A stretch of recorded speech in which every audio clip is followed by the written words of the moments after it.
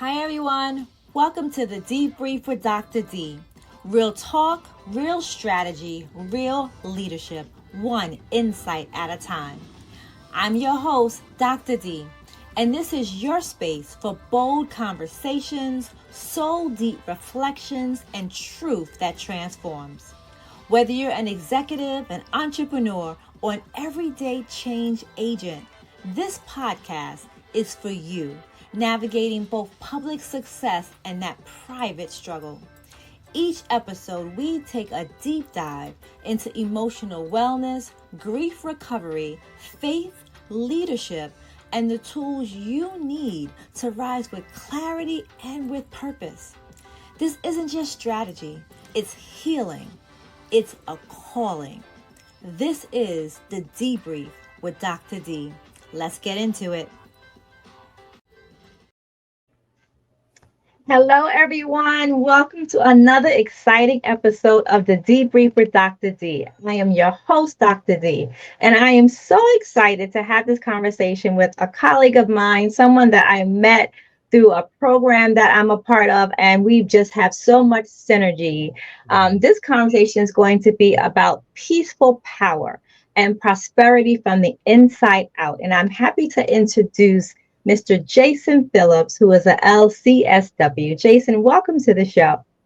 Yeah, thank you, Dr. D. I'm excited for our conversation. I really am. Wonderful, wonderful. I could go on and on about you from your bio. You're known as the confidence expert. I want to hear more about how you got that title. You are a trusted, licensed clinical social worker, and you provide evidence-based treatment that really helps people foster success with their mental health and their wellness. So if you were to describe yourself to our audience, and please tell us how you got the title confidence expert, what would you tell us? Yeah, so I would describe myself as a licensed therapist and confidence expert who can help you turn self-doubt into self-confidence. Been in the field for a little over 15 years now, had experience working in different sectors, whether that be the community, now private practice, working with corporate organizations. So I'm really excited just about where my career has taken me and the ability to help so many people in different areas. Wonderful. That's amazing. And I started by saying that we have such synergy because our consulting firm is really focused on helping people who have gone through a life challenge and helping to really instill hope and helping people to really move forward. A lot of individuals, sometimes when they go through challenges, they think they're alone. And in thinking they're alone, they lose hope. So this podcast is really about empowerment and instilling that self-wellness that people need to move forward. Yeah. Oh, and I'll share with you. So the title confidence expert, it was actually, to be fully transparent, I was working with the coach, Keandra Jackson, amazing coach, helped me. This is probably about 5 years ago, 6 years. And she said, well, what are you going to be known for? Mm-hmm. I thought, well, at the time I had, experience in different areas, but what really was drawn to me and where I had the most success was helping people turn that anxiety or their anxiety into confidence, being more secure and comfortable with themselves. So that's where, when I started looking at why people were seeking me out, like what the testimonials were saying, that's where confidence really stood out. And, in my own personal life, being able to be comfortable with myself. And that's something that I've kind of just been with me since early, like I don't want to say childhood, but like teenage years, early adulthood, being able to be myself and be secure in that. So being able to do that personally and professionally helped me be the confidence expert. That's amazing. Yeah. That's amazing. And it's really great that you had that experience and you were able to come with that tagline. So mine is leading with purpose, healing with heart. Because for me, it's always been, everything I do is purpose driven. I try not to do anything haphazard or just out of habit. There has to be a reason and a purpose for it. And I'm a very empathetic person. So everything I do comes from the heart, and I always lead with my heart. Sometimes not in a good way, because I take everything to heart, but that's how we came up with leading with purpose, healing with heart. Yeah, I love that. I love that.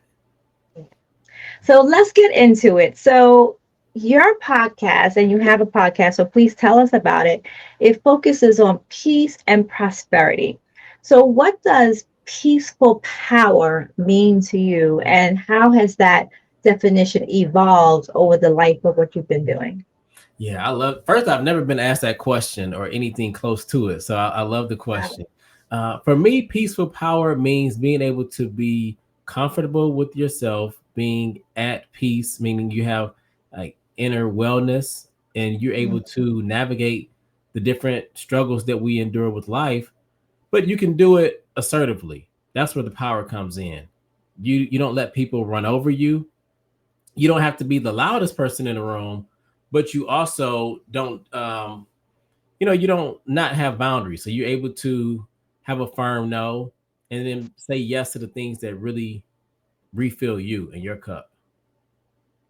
Yeah, I like that because it speaks to what I just mentioned about not doing things haphazardly, having a purpose in what you do. Because I find that when I do things that are intentional and purposeful, and I say no to the things that are not, that I feel such a sense of peace in my spirit.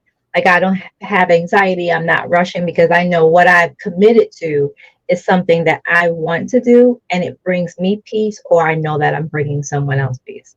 Yeah. So for instance, like with this your podcast, I haven't been on a podcast. Well, I've been on a few, but not as many lately because life has been busy. I have a 10-month-old now. Oh, So congratulations. yeah, thank you. So it's like there's a lot going on, but from our conversations and the synergy that we had, saying yes to this, it did feel good. Wonderful. I'm glad to hear that because this summer I ventured out to really expand the audience and I've been interviewing people for the podcast. And a couple of people that I spoke to, they said, why didn't I just schedule them for recording? Because I'm very purposeful. So I need to interview you first and have a conversation to make sure that you're someone that I want to present to my audience. So I'm grateful that you said yes. Thank you. Thank you. Yeah, thank you. And congratulations on the 10-month-old. I have a 8-month-old grandbaby. Oh, congratulations. Yeah. Yes, yes, thank you. We are That's loving him to fun. death. Yeah. Yeah. So let's talk about the journey that people have in struggling with having confidence, particularly when they've gone through difficult situations. When you go through life challenges, and I spoke to someone the other day, and she referenced betrayal trauma. That Mm, when she has constant, and she's going to be one of my guests, I can't wait for that episode. She's gone through so much betrayal from people close to her that it's been traumatic for her and it impacted her ability to have self-confidence. So what are some of the ways that you help your clients and people you work with to build up their confidence?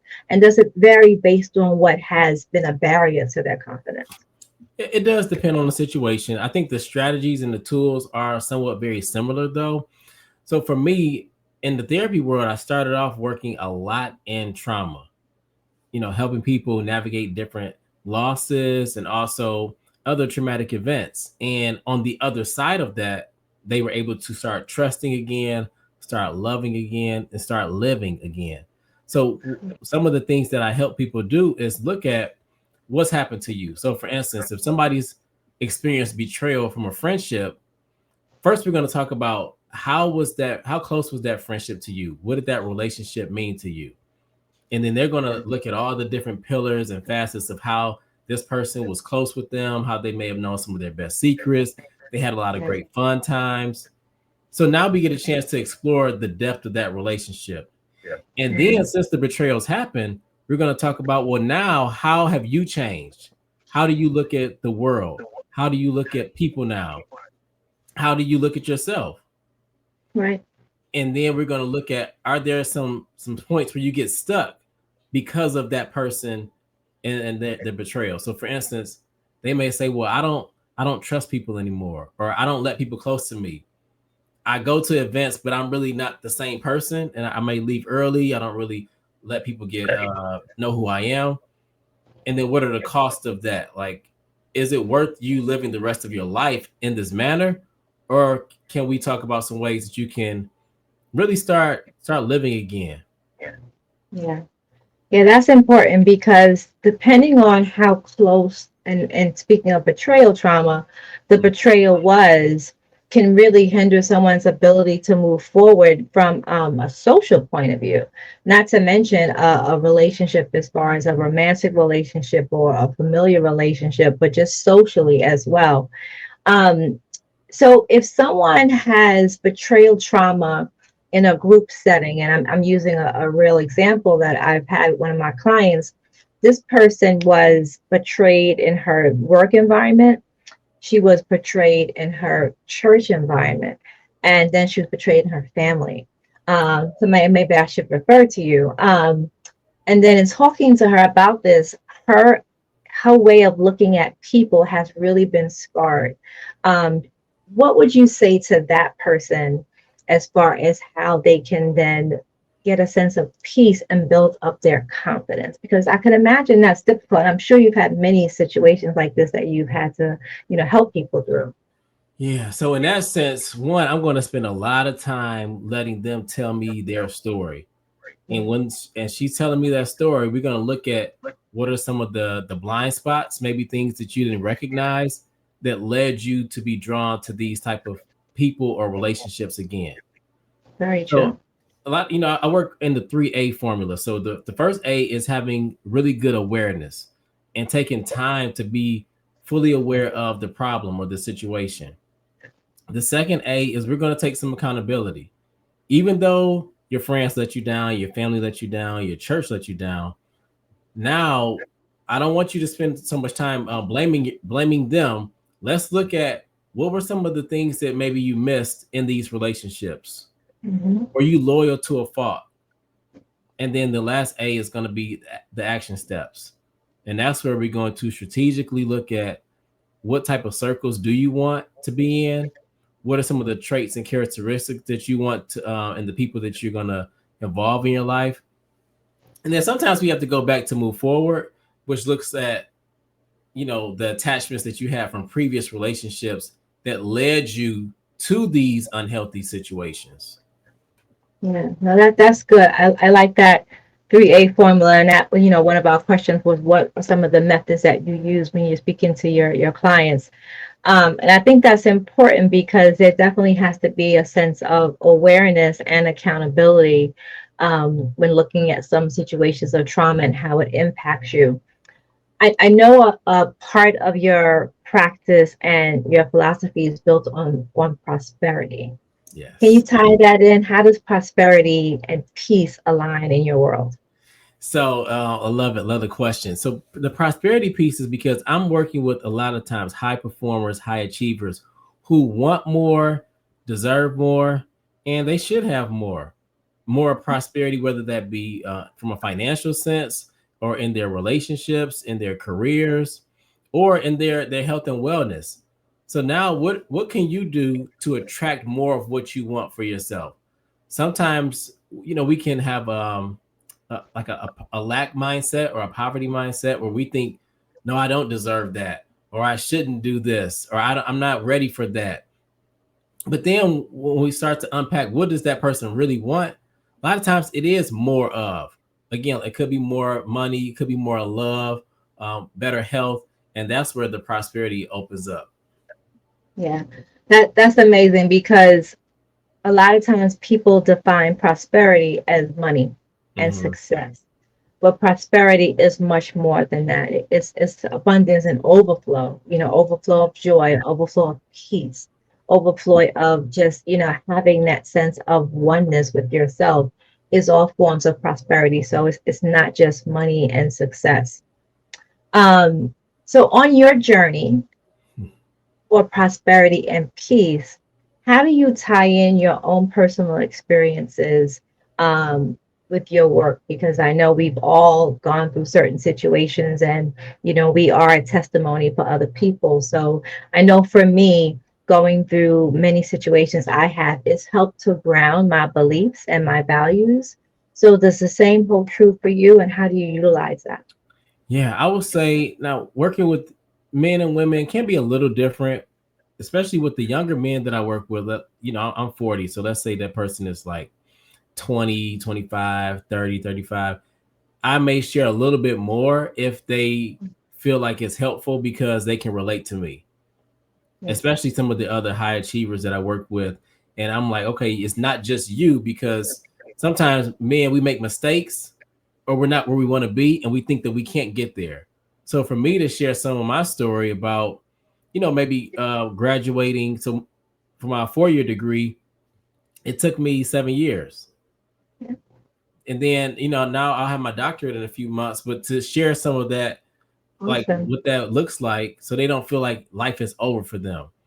Or in relationships, my wife and I, we've been married for almost 10 years, but we just have our now almost 1-year-old daughter. So again, sharing certain things strategically and appropriately helps people trust me more and know that I'm not speaking to them from a place of like I'm better than them or higher than them. Oftentimes I've been through the same struggles, whether it be financially, relationship wise, and giving them a snippet of what I've been through helps to open the roadmap for how they can get to where they want to go. Yeah, that I think that relatability is important, what you're explaining, so that when you're meeting with people and you're coaching them, whether it's coaching or counseling, that someone feels like you understand. A lot of the times when I speak to some of my clients related to grief, I went through a very traumatic compounded grief situation, which I think I've explained in our group. My father passed away in 2019, then my mother passed away in 2022, and then my sister passed away last year. Mm. So I'm the sole survivor of my childhood family. In 5 years, everyone passed away. And then shortly after my sister passed away, I became very, very ill. And the doctors gave me up. So I'm just grateful to be here. So I share some of that without sharing details of their passing with my clients so that they know I understand Mhm. their grief story and the journey of grief and how traumatic that can be. So I can relate to them and help them in our situation. Yeah. So I don't think I shared this with you, or maybe I did, but I don't think so. But so my grandmother and my mother raised me, but my grandmother had a really big hand in raising me too. And my grandmother, she died in 2017, and then my mom died in 2019. Oh, So losing people that are closest to you back to back, that can, it changes you. absolutely. It's compounded grief and it changes your perspective. But I also think it makes us better coaches, better therapists, better helpers and supporters because we're able to really have that empathy that we need to Mhm. really be relatable to our clients.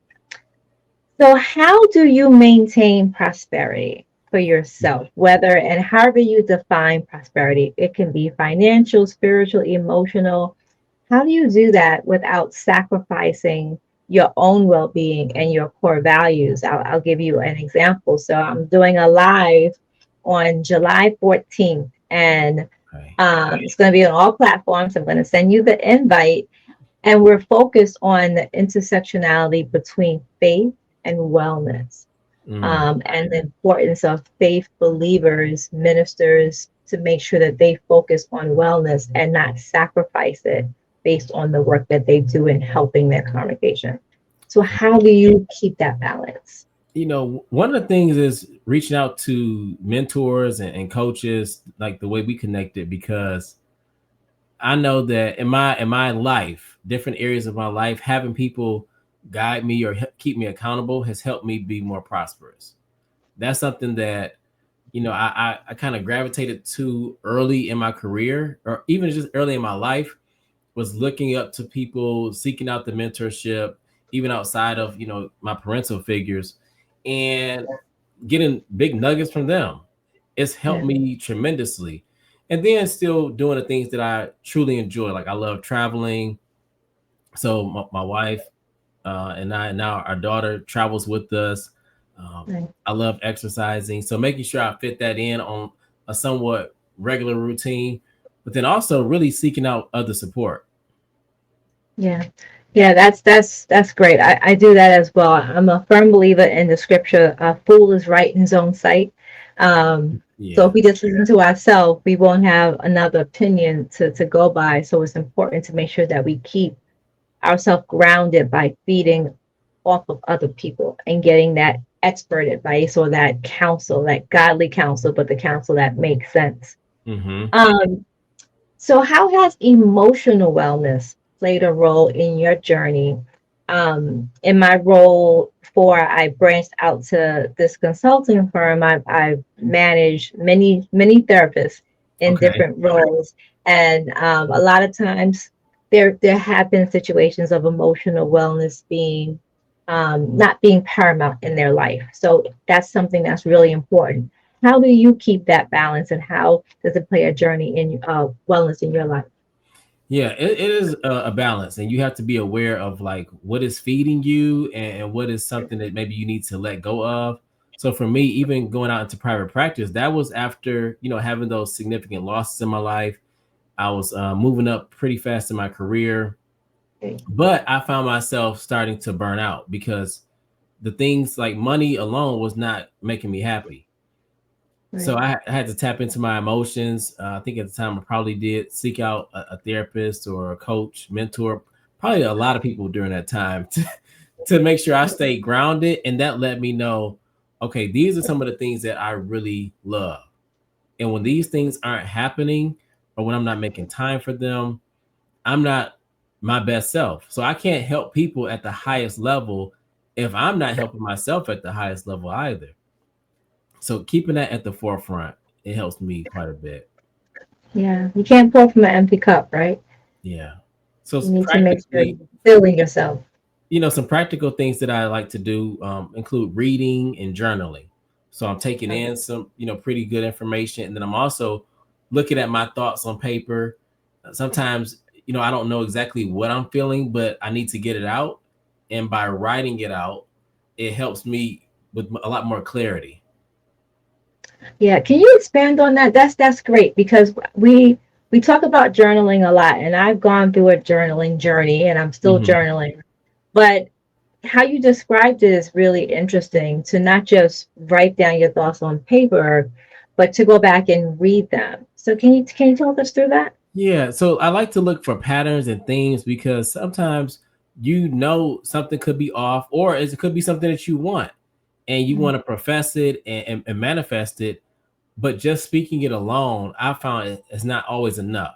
So when I start to write down what I want or what's on my heart, I can go back, a couple days, a week, a month, and look at the themes that are going on, and I can see, okay, well, this is something that I need to spend more time looking at or dealing with or processing because it's coming up in my thoughts because I see it on paper. And for those of us who are visual learners, Yeah. when we see it, it's a lot more clear. So once we have the clarity, then we can have the confidence to address whatever's going on. And then it's just being consistent and doing that time after time.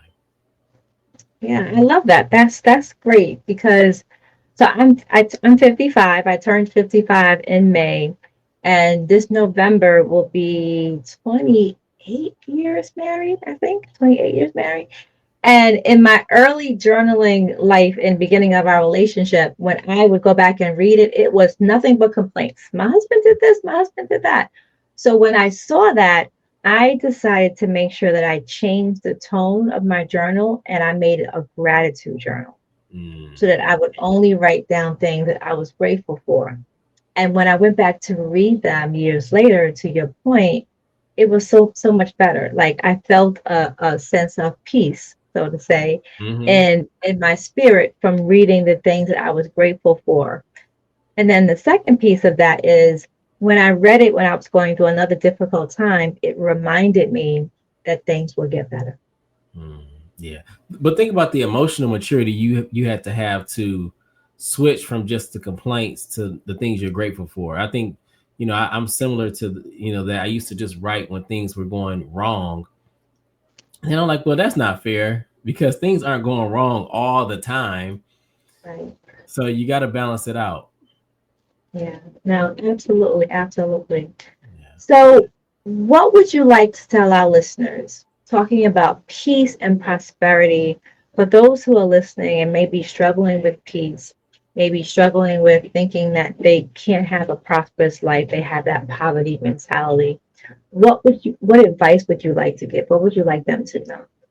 Yeah, one, I would want them to ask, where did that thought come from?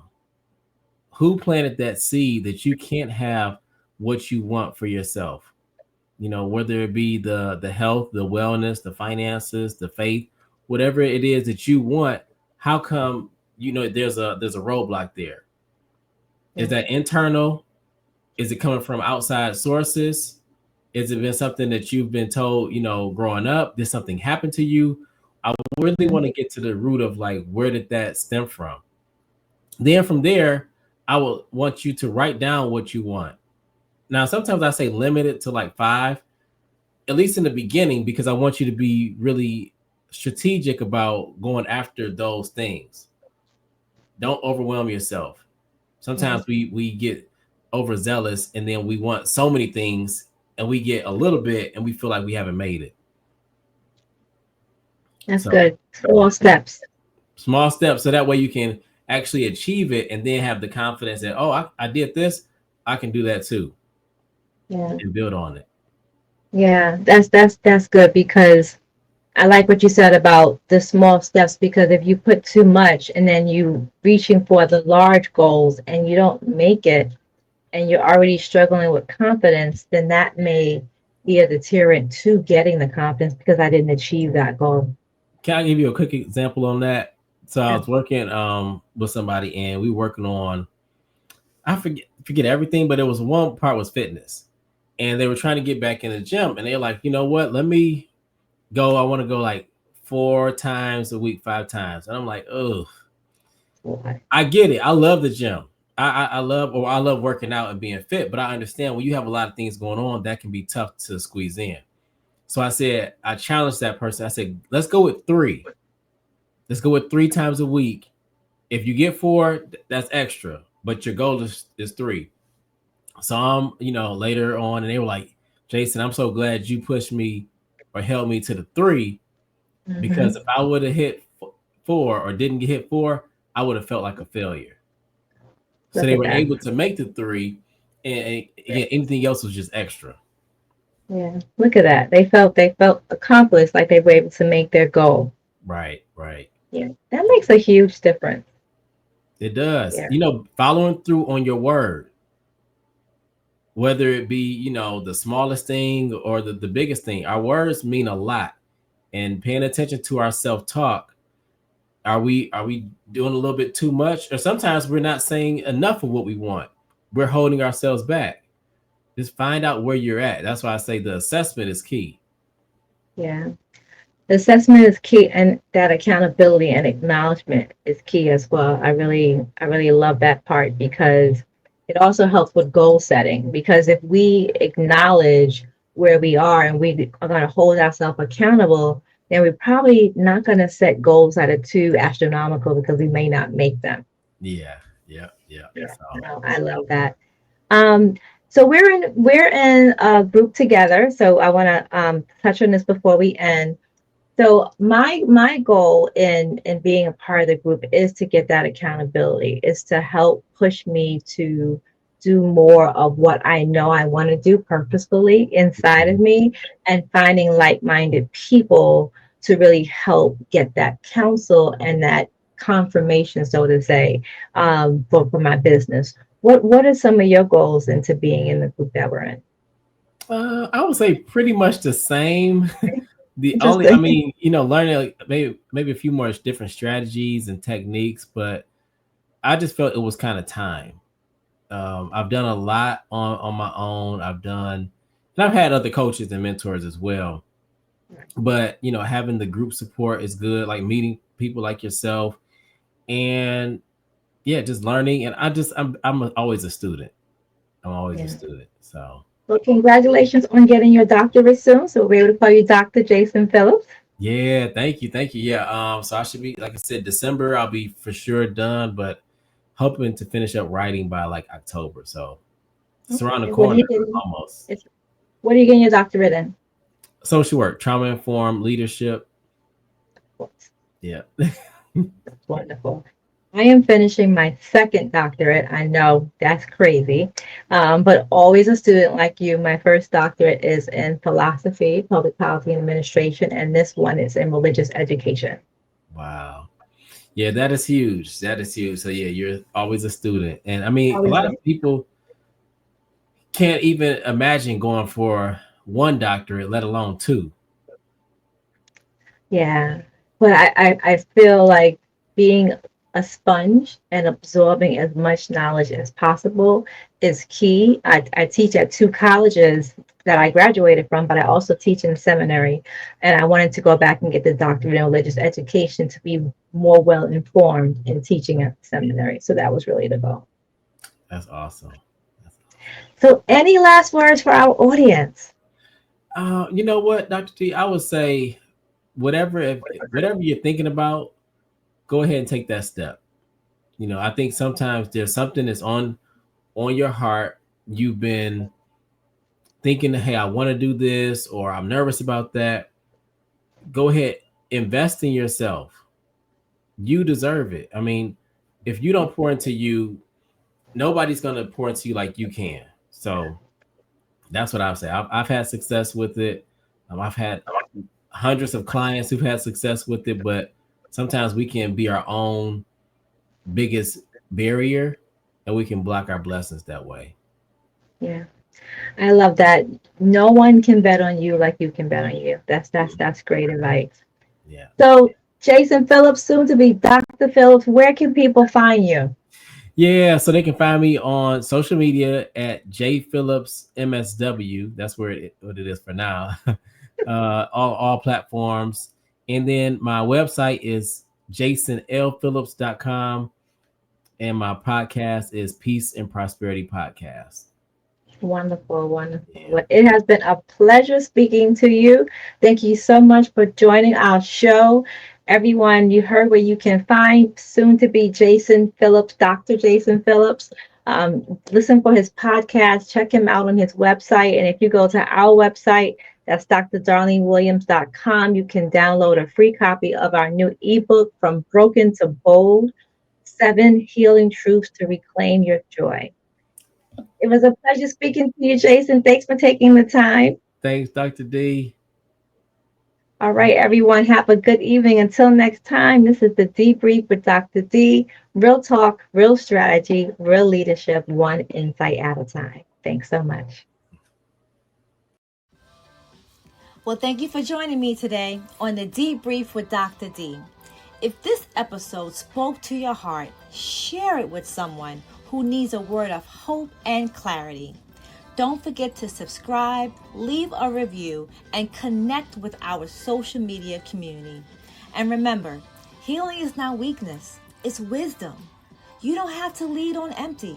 You don't have to rise alone. You were built to lead, to heal, and to thrive from the inside out. Until next time, lead well, heal deep, and walk boldly. This is Dr. D signing off.